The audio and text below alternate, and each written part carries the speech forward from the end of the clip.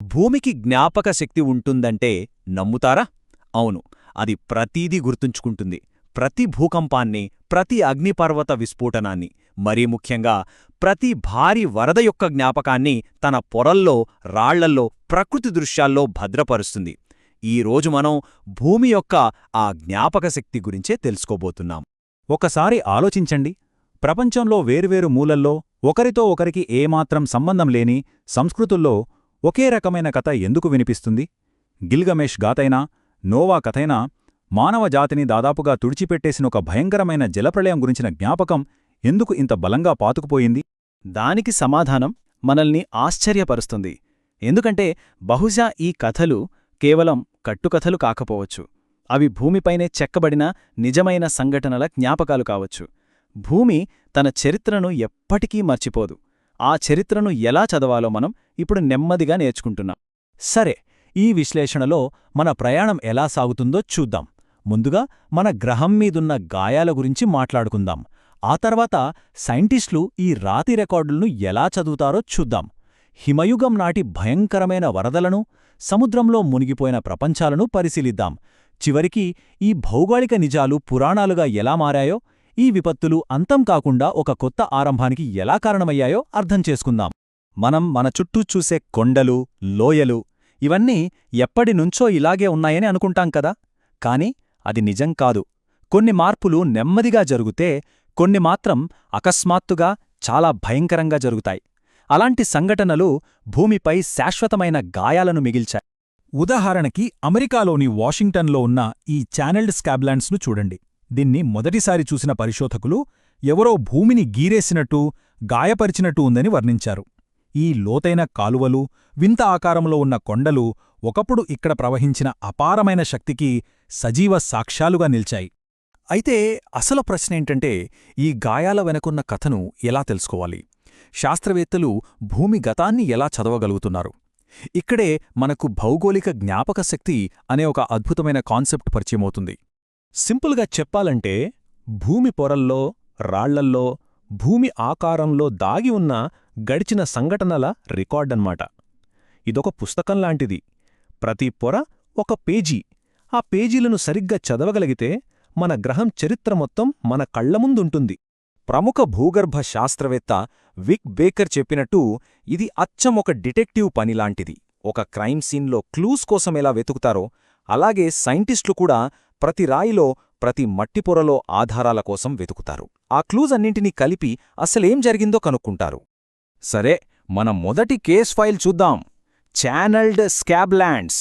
వీటిని సృష్టించిన ఆ మిస్టీరియస్ వరదలు.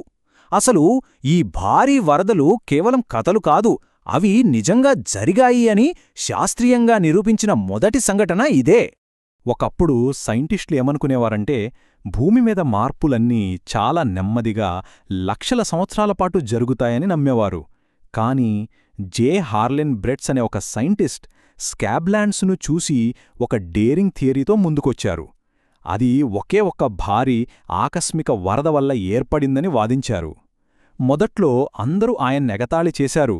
కాని చివరికి ఆయన చెప్పిందే నిజమని తేలింది. అప్పుడే మనకర్థమైంది, నెమ్మది మార్పులతో పాటు ఇలాంటి భయంకరమైన విపత్తులు కూడా మన గ్రహాన్ని తీర్చిదిద్దుతాయని. మరి వరదల కారణమేంటి? అదే గ్లేషియల్ లేక్ మిస్సోలా. ఊహించుకోండి, సుమారు 15,000 ఏళ్ల క్రితం ఒక భారీ మంచుగడ్డ ఒక ఆనకట్టలా ఏర్పడి ఒక పెద్ద సరస్సును అడ్డుకుంది. ఆ సరస్సులో ఎంత నీరుందంటే దాదాపు 2,500 క్యూబిక్ కిలోమీటర్లు. ఒకానొక రోజు ఆ మంచు డ్యాం ఒక్కసారిగా బద్దలైపోయింది. ఆ ఫోర్స్ ఎంత భయంకరంగా ఉంటుందో ఊహించండి. ఇప్పుడు ప్రపంచంలో ఉన్న నదులన్నీ కలిపితే ఎంత నీరు ప్రవహిస్తుందో దానికి 10 రెట్లు ఎక్కువ ఫోర్స్తో ఆ నీరు ఒకేసారి దూసుకొచ్చింది. జస్ట్ కొన్ని రోజుల్లోనే 100 అడుగుల లోతైన లోయలను తవ్వేసింది. యుఎస్ జియోలాజికల్ సర్వేకి చెందిన రిచర్డ్ వైట్ చెప్పినట్టుగా, ఆ వరదను కళ్లతో చూడకముందే ఆ భయంకరమైన గర్జన వినిపించేది. భూమి మొత్తం కంపించిపోయేది. ప్రకృతి యొక్క ప్రళయానికదొక నిలువెత్తు నిదర్శనం. సరే, అది ప్రకృతి సృష్టించిన విలయం. ఇప్పుడు మనుషులు నివసించిన ప్రాంతాలు సముద్రంలో ఎలా కలిసిపోయాయో చూద్దాం. మన కేస్ ఫైల్లో ఇప్పుడు 2 మునిగిపోయిన ప్రపంచాలున్నాయి. ఒకప్పుడు గ్రేట్ బ్రిటన్కి యూరప్కి మధ్య సముద్రం ఉండేది కాదు.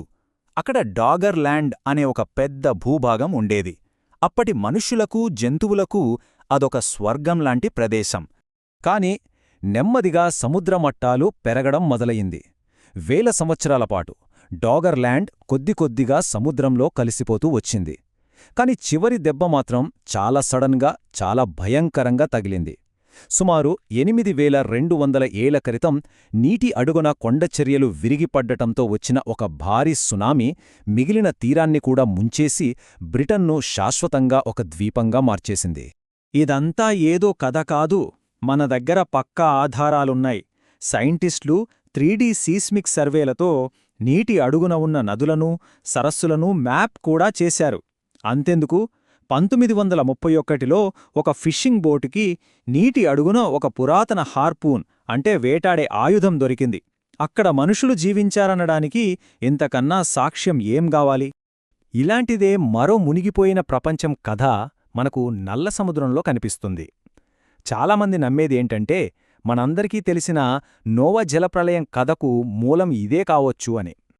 అయితే ఇక్కడ సైంటిస్టుల మధ్య ఒక పెద్ద చర్చ నడుస్తోంది. ఒక థియరీ ప్రకారం మధ్యధరా సముద్రానికి, అప్పటి మంచినీటి సరస్సు అయిన నల్ల సముద్రానికి మధ్య ఉన్న ఆనకట్ట ఒక్కసారిగా బద్దలై ఉప్పునీరు వెల్లువెత్తింది. ఇంకొంతమందేమో లేదు, ఆ మార్పు చాలా నెమ్మదిగా, క్రమంగా జరిగిందని వాదిస్తున్నారు. ఈ చర్చ ఇంకా కొనసాగుతూనే ఉంది. ఇది సైన్స్ ఎలా పనిచేస్తుందో మనకు చూపిస్తుంది. సరే, ఇవన్నీ భౌగోళిక సంఘటనలు, భారీ వరదలు, మునిగిపోయిన భూభాగాలు. కాని ఇవి ప్రపంచవ్యాప్తంగా మనం వినే పురాణాలుగా, ఘాతలుగా ఎలా మారాయి? ఆ ప్రాసెస్ ఎలా జరిగి ఉంటుందో చూద్దాం. ఫస్ట్, ఒక భయంకరమైన వరదొస్తుంది. అందులోంచి బతికి బయటపడిన వాళ్ళు ఆ భయాన్ని, ఆ అనుభవాన్ని మర్చిపోలేరు. వాళ్ళు ఆ కథలను తమ పిల్లలకు, వాళ్ల పిల్లలకు ఇలా తరతరాలుగా చెప్పుకుంటూ వెళ్తారు. వేల సంవత్సరాల తర్వాత ఎప్పుడైతే రాయడం మొదలుపెట్టారో అప్పుడా జ్ఞాపకాలే పురాణాలుగా, ఇతిహాసాలుగా గ్రంథాల్లోకి ఎక్కాయి. అయితే మనం ఈ సంఘటనలను కేవలం ఒక వినాశనంగా చూడకూడదు.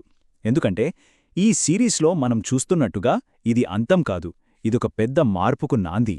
డాగర్లాండ్ మునిగిపోవడంగాని, నల్ల సముద్రం వరదగాని అవి ప్రపంచాన్ని అంతం చెయ్యలేదు. కాని అక్కడ నివసించిన ప్రజల ప్రపంచాన్ని మాత్రం ఖచ్చితంగా అంతం చేశాయి. వాళ్లని నిరాశ్రయుల్ని చేశాయి, కొత్త ప్రాంతాలకు వలస వెళ్లేలా చేశాయి.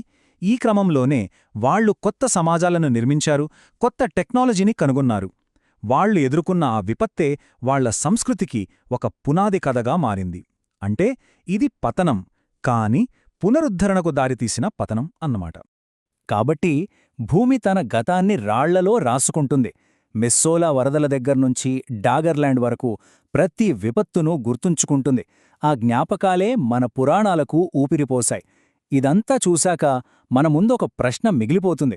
భూమి ప్రతి వరదను గుర్తుంచుకుంటుందంటున్నాం కదా, మరి ఈరోజు మన కాలంలో, మన ప్రకృతి దృశ్యాలలో ఏ కథ రాయబడుతోంది?